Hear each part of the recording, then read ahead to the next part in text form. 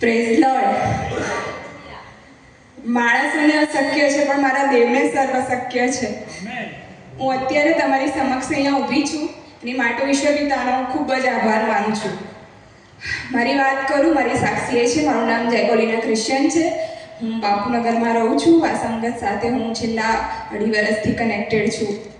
અને મારી સાક્ષીની શરૂઆત કરું તો મને પીસીઓડીની પ્રોબ્લેમ હતી, જે પોલિસિસ્ટિક ઓવરિયન સિન્ડ્રોમ્સ કહેવામાં આવે છે, જે નોર્મલી ગર્લ્સની અંદર ગાયનિક પ્રોબ્લેમ કહેવામાં આવે છે. અને એને લઈને મને પીરિયડ્સના પ્રોબ્લેમ થતા હતા અને મેં એના લઈને અહીંયા પ્રેયર કરાવી હતી. પણ થયું એવું કે જ્યારે મેં બહાર ચેકઅપ માટે ગાયનિક હોસ્પિટલમાં બતાવવા જતા હતા ત્યારે એમણે ચેક કર્યું, બધું જ કર્યું અને સોનોગ્રાફી કરીને કશું જ નહોતું એમ. અને એમણે મને નોર્મલી જે પીરિયડ્સની મેડિસિન્સ આવે છે એ મેડિસિન્સ આપી દીધી અને મેં એ મેડિસિન્સ લઈ લીધી અને પાછી હું મારા રેગ્યુલર કામ પર ચાલુ જોબ હતી એની અંદર મેં જોબ ચાલુ રાખી અને કન્ટિન્યુઅસ 1.5 મંથ સેમ થયો. પણ ફરીથી મારા પીરિયડ્સના આવ્યા એટલે મેં બીજા ડૉક્ટર્સ ચેન્જ કર્યા અને સેમ ડૉક્ટર્સે અલ્ટ્રાસાઉન્ડ્સને ઓલ કર્યું પણ ફરીથી કશું જ નહોતું. તો એમણે મને ફરીથી મેડિસિન્સ પ્રિસ્ક્રાઇબ કરી દીધી અને મેં ફરીથી મેડિસિન્સ લીધી અને ફરીથી કશું ના થયું. અને મેં જોયલ અંકલ સાથે પ્રેયર કરાવી અહીંયા આગળ. પણ ખબર નહીં એમને પણ ઈશ્વરે આત્મામાં કહી દીધું હશે, પણ એ વસ્તુ એવી હતી કે હું જ્યારે અહીંયા આગળ આવી ત્યારે એ દિવસે અનોઇન્ટિંગ ઓઇલ પ્રેયર ચાલતી હતી અને અહીંયા આગળ પવિત્ર આત્માની હાજરી એટલી બધી અદ્ભુત હતી કે હું અહીંયા આગળ ઊભા હતા ત્યારે એક હીટનો અનુભવ થતો હતો. અને ત્યારે પ્રભુના દાસ દ્વારા એવું બોલવામાં આવ્યું કે જે જગ્યા પર તમને કોઈ સ્પર્શ નથી કરી શકતું ને ત્યાં પ્રભુ તમને સ્પર્શ કરશે. અને મેં એ વસ્તુને અહીંયા ઊભા રહીને રિસીવ કરી હતી. અને એ જ દિવસે રાત્રે જ્યારે હું ઘરે ગઈ ત્યારે મારા પેટની અંદર કંઈક મૂવ થયું ને એવું મને ફીલ થયું. અને મેં બીજા જ દિવસે બીજા ડૉક્ટરની અપોઇન્ટમેન્ટ લીધી અને ત્યાં આગળ મેં બતાવવા ગયા તો એમણે કીધું કે તમને 6 મંથની પ્રેગ્નન્સી છે. અને બેબી ટોટલી હું શોક થઈ ગઈ ત્યારે. બિકોઝ મેં એટલી બધી મેડિસિન્સ આપી દીધી હતી ડૉક્ટરે. પહેલાં એન્ટીસેક બનેલી હતી. એ લોકોનું એવું હતું કહેવાનું કે કશું છે જ નહીં, આ કેમનું પોસિબલ થયું. પણ મને વિશ્વાસ હતો કે જે માણસોને શક્ય છે મારા દેવને સર્વ શક્ય છે. અને જ્યારે એમણે કીધું ત્યારે એમણે કીધું એકવાર આપણે આખી સોનોગ્રાફી કરી લઈએ કે બેબીને કશું થયું નથી ને એમ. અને આખું ફરીથી 6 મંથની જે અલ્ટ્રાસાઉન્ડની સોનોગ્રાફી આવે છે જે 3D વાળી એમણે એ કરી ત્યારે બેબી એકદમ ટોટલી ઓલરાઇટ હતું, એને કશું જ થયું નહોતું, એકદમ હેલ્ધી હતું. અને મારી પ્રેગ્નન્સીની મેડિસિન્સ ચાલુ થઈ પછી પ્રેગ્નન્સીની મેડિસિન્સ મેં લીધી અને કન્ટિન્યુ હમણાં જ લાસ્ટ સન્ડે જ્યારે અહીંયા આવ્યા હતા અમે એને પ્રેયર કરાવી હતી ત્યારે જોયલ અંકલને અમે કીધું હતું કે મંડે મારું પ્લાન CS છે એમ. તો મારું CS થયું છે અને CSમાં મને ઈશ્વર એક સુંદર દીકરી આપી છે અને આજે તમારી સમક્ષ હું ઊભી છું.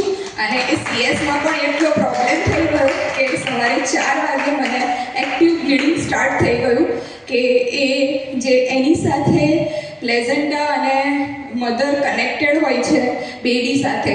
તો રાત્રે ફીટલ કોર્ડ જે આવે છે પ્લેઝન્ટાથી સેપરેટ થઈ ગઈ અને મારું બેબી 4 કલાક સુધી એમની એમ ઓક્સિજન વગર અંદર સર્વાઈવ કર્યું.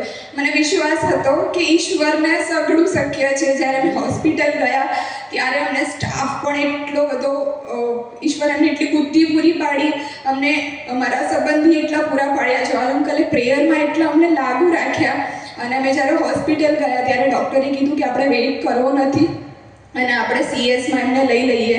અને જ્યારે CS કર્યું અને જ્યારે એમણે ઓપન કર્યું મારું સ્ટમક ત્યારે એકચ્યુઅલી મારું બ્લડ ગ્રુપ છે એ B નેગેટિવ છે અને આનું જે બ્લડ ગ્રુપ હતું એ B પોઝિટિવ હતું. એટલે RH ફેક્ટર નામની એક વસ્તુ આવે છે કે જે બ્લડ ગ્રુપ અલગ અલગ હોય તો મધરને પ્રોબ્લેમ થઈ શકે છે. તો જ્યારે બ્લડ એક થયા ત્યારે મારા પેટની અંદર એક ક્લોટ બનીને અલગ જગ્યાએ ઊભું રહી ગયું હતું. ના મને કોઈ તકલીફ થઈ ને મારા બાળકને કોઈ તકલીફ થઈ. અને ઈશ્વર અમને બંનેને પ્રોટેક્ટેડ રાખ્યા છે. એની માટે ઈશ્વરનો ખૂબ જ આભાર માનું છું. એટલું બ્લીડિંગ થયું, નાળ છૂટી પડી ગઈ. પણ જે ડૉક્ટરો એવું કહેવા માંડ્યા કે મેડિકલી હિસ્ટ્રીમાં આવો કોઈ કેસ જ નથી કે જો બાળકની નાળ મધરથી અલગ થઈ જાય તો એનું સર્વાઈવ કરવું ઇમ્પોસિબલ છે. મેડિકલ સાયન્સ આખું ઊંધું થઈ ગયું, એની માટે હું ઈશ્વર પિતાનો આભાર માનું છું. ત્યારે જ મેં મોટી ટેબલ પર કીધું કે જે માણસોને અશક્ય છે મારા દેવને સર્વ શક્ય છે, અને ઈશ્વરે મને જે આ દીકરીનું દાન આપ્યું છે એની માટે સઘળો માન, મહિમા અને ગૌરવ હું કેવળ અને કેવળ પ્રભુ ઈસુ ખ્રિસ્તને આપું છું. Thank you.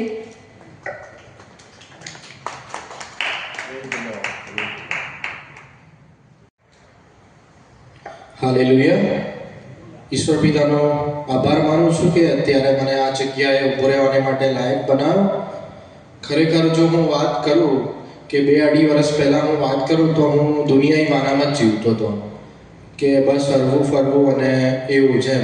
ખ્રિસ્તી જીવનમાં આપણો જન્મ તો થયો, હવે બાઇબલ હા ભાઈ ચર્ચમાં જવાનું, સન્ડે સ્કૂલમાં જવાનું બધું જ ખરું, પણ પ્રોપર એ આત્મિક જીવનની ઓળખ નથી એમ કે ઈશ્વરના વચનો પાળવાની એ મારામાં એ નથી. પછી હું જ્યારે અહીંયા આવ્યો એ ટાઈમ પર મારી એવી હાલત હતી ને કે હું કોઈ બાજુ ન નહોતો. મારી વાઈફને એપિલેપ્સી હતા, એને સીઝર આવી ગઈ હતી. જ્યારે મારું પહેલું બાળક એ 6-8 મહિનાનું હતું એ જ ટાઈમ પર મારી વાઈફ બાથરૂમની અંદર નાહવા ગઈ હતી. એ ટાઈમની અંદર એ કોલેપ્સ થઈને પડી ગઈ હતી અને હું અંદર જ, અમે એમ કે હમણાં બહાર આવશે, સન્ડે હતો તો કે ચલો આજે કદાચ વાર થાય, માથું ધોવાનું હોય, પણ આવી જ નહીં. પછી મેં એક્ઝોસ્ટમાંથી જોયું તો એ અંદર કોલેપ્સ થઈને પડી છે. એ મારી આંખોની સામે એ રીતનું હતું દ્રશ્ય કે હું કહી નથી શકતો એમ કે એ દિવસો મેં કેવી રીતે કાઢ્યા છે. ખરેખર એ વખતે મેં દરવાજો તોડીને એને બહાર કાઢ્યું, હોસ્પિટલ લઈ ગયા, 2 દિવસ આઈસીયુમાં.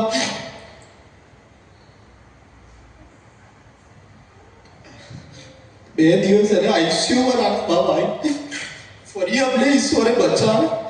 પછી હું એને અહીંયા લઈને હાલ મીટિંગમાં પ્રેયર કરાવી. જે કોઈ બી બંધનો હતા એ બધા બંધનો તૂટી ગયા, બધું સારું. એટલે મને સારું લાગ્યું કે મારી વાઈફ સારી થઈ રહી છે, ધીરે ધીરે અમારે બધું સારું થઈ રહ્યું છે. પછી અમે બધું સારું થઈ ગયું એટલે અમે પાછા બેકસ્લાઇડ થઈ ગયા, પાછા જગતમાં જતા. પછી ફરી 1.5 વર્ષ થયું, ફરીથી મારી વાઈફને એ અટેક આવ્યો કે અમે પ્રાર્થના કરીને જેવું આમેન કીધું ને એવી જ મારી વાઈફ કોલેપ્સ થઈ ગઈ. એ જોઈ શકે છે, બધું કરી શકે છે, પણ એ મૂવમેન્ટ જ નથી કરી શકતી. આથી બધું બોલ, પણ એના મોઢામાં શબ્દ જ નથી. હું શું કરું ના કરું મને ખબર જ ના પડે. મેં ફટાફટ મારા ભાભીને એ લોકોને બોલાયા અને ફટાફટ એને ઉંચકીને, એની ચાલવાની તાકાત નથી, એને ઉંચકીને મારે એને લઈ જવી પડી. અને ફટાફટ અમે લઈ ગયા. ત્યારે ડોક્ટર લોકોને સમજણ નથી પડતી કે આને અમે શું કહીએ, કે આને અમે ખેંચ કહીએ કે પેરાલિસિસનો અટેક કહીએ. એ આઈડેન્ટિફાય જ નતા કરી શકતા. બધા જ રિપોર્ટો કરાયા પણ એ આઈડેન્ટિફાય ના કરી શક્યા. પછી ફરી અમે અહીંયા આવ્યા, ફરી જોયલ અંકલ જોડે પ્રાર્થના કરાઈ. જોયલ અંકલે કીધું કે હવે આવું ના કરતા, અને ખરેખર એ વાત અમે પકડી રાખી. અને આજે ઈશ્વર પિતાએ અમારા જીવનમાં એટલા બધા આશીર્વાદો આપ્યા છે કે હું શું કહું એમ. કે એ જીવન મારું કેવું હતું ને અત્યારે અમે બહુ સારી રીતે જીવીએ છીએ. મારી વાઈફને એ વખતે 6 મહિના સુધી અમને ખબર જ નથી. એ 6 મહિના દરમિયાન અમારા ઘરે કન્સ્ટ્રક્શન કામ ચાલતું હતું. અમે એવું કામ એણે કર્યું છે, વેઇટ લિફ્ટિંગ કર્યું છે. જો હું તો ખરેખર હું પોતે મેડિકલ ફિલ્ડમાં છું, જો એણે જે કામ કર્યું છે અને જો એ કોઈ પ્રેગ્નન્ટ લેડી હોય તો એ પોસિબલ જ નથી. સગળું પોસિબલ ઈશ્વર પિતા તરફથી થયું છે, કેમ કે આ ઈશ્વર પિતાએ અમને ગિફ્ટ આપી છે. એટલે હું ઈશ્વર પિતાનું સગળું માન, મહિમા, ગૌરવ હું ઈશ્વર પિતાને આપું છું, કેમ કે સગળું શક્ય કરનાર એ મારા દેવ જ છે.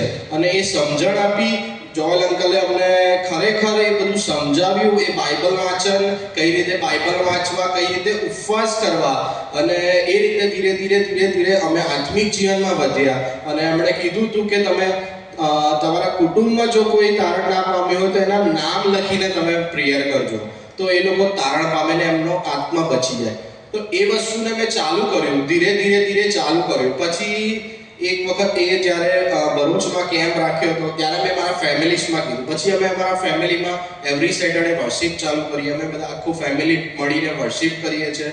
અને ધીરે ધીરે પછી મેં એ લોકોને ત્યાં લઈ જવા માટે કીધું અને ખરેખર બધા એ લોકો ત્યાં આયા અને જે છુટકારો થયો, અમારા જે શ્રાપો હતા, જે પૂર્વજોથી ચાલતા હતા બધા, જેમાં અમે લોકો ભરાઈ ગયા હતા, અમારે બહાર નીકળવું હતું પણ અમે નતા નીકળી શકતા, પણ એ જગ્યા હતી કે જ્યાંથી અમને છુટકારો મળ્યો અને દરેક લોકો, એવું નહીં કે હું એકલો, દરેકનો છુટકારો થયો. એના માટે હું ઈશ્વર પિતાનો ખરેખર પુષ્કળ આભાર માનું છું અને સગળું માન મહિમા ગૌરવ મારા પિતાને જ આપું છું. અને એ રીતે અત્યારે ધીરે ધીરે અમારું આખું ફેમિલી અહીંયા જોડાઈ રહ્યું છે આ મીટિંગને. અને જોયલ અંકલ અમને બહુ સારી રીતે એ આત્મિક બાબતોમાં અમને સપોર્ટ કરે છે, અમને સમજાવે છે, અમને કહે છે કે આ રીતે કરવું અને ઉપવાસ સહિત પ્રાર્થના અને એ રીતે અમે આગળ વધીએ છીએ. માટે આભાર. ખરેખર હું કહું તો લાસ્ટ આજે હતું અમારે મંડે, તો અમારે મંડે 6 વાગે તો જવાનું જ હતું. અમે ઓલરેડી એ વખતે ત્યારે જ 12 વાગે 12-1 વાગતા સૂઈ ગયા હોઈશું અને સૂઈ ગયા હતા. તો અમે બંને વાતો કરતા હતા અને એ વખતે બી અમે વાતમાં બી ખબર નહીં, અમને ઈશ્વર એ જ પ્રેરણા કરી રહ્યું કે હું પ્રાર્થના જ કરતો હતો મારી વાઈફ માટે. ખબર નહીં, હું પડ્યો ભલે પણ હું મારા વાઈફ માટે પ્રાર્થના કરતો હતો અને પ્રાર્થના કરતા કરતા હું સૂઈ ગયો. અને સવારે 4 વાગે એ ફોન લઈને ગઈ હતી, એણે મને સીધો ફોન કર્યો કે અહીંયા જનરલી એ દિવસે હું એમ કહેવાય ને કે આપણે સૈનિકો કેવા હોય કે ભાઈ તરત ફટ લઈને ઊભો થઈને 1 સેકન્ડમાં હું ત્યાં પહોંચી ગયો.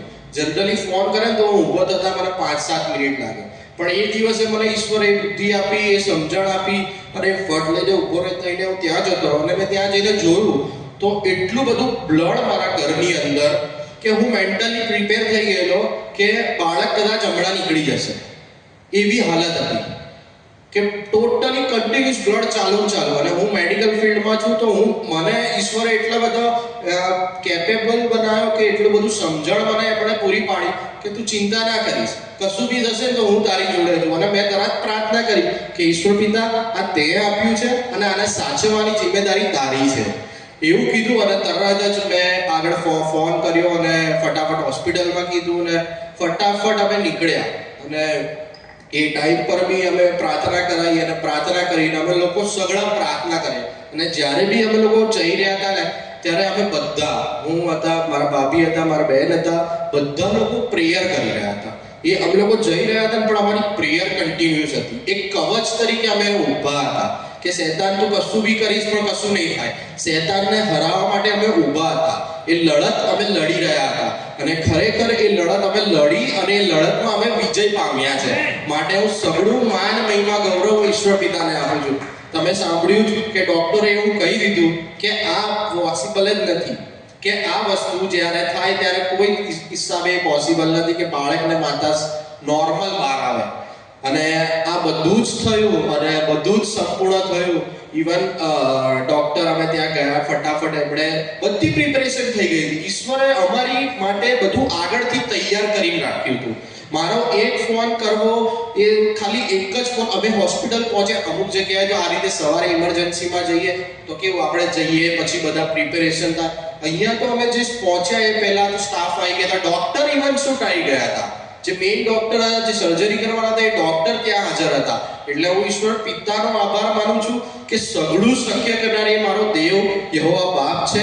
એના માટે હું પુષ્કળ આભાર માનું છું. સઘળું માન મહિમા ગૌરવ આભાર હું ઈશ્વર પિતાને આપું છું. Thank you very much. અને જોયલ અંકલનો બી આભાર માનું છું કે એમણે અમને પ્રાર્થનામાં ધરી રાખ્યા અને મારા માટે પ્રાર્થના કરી છે.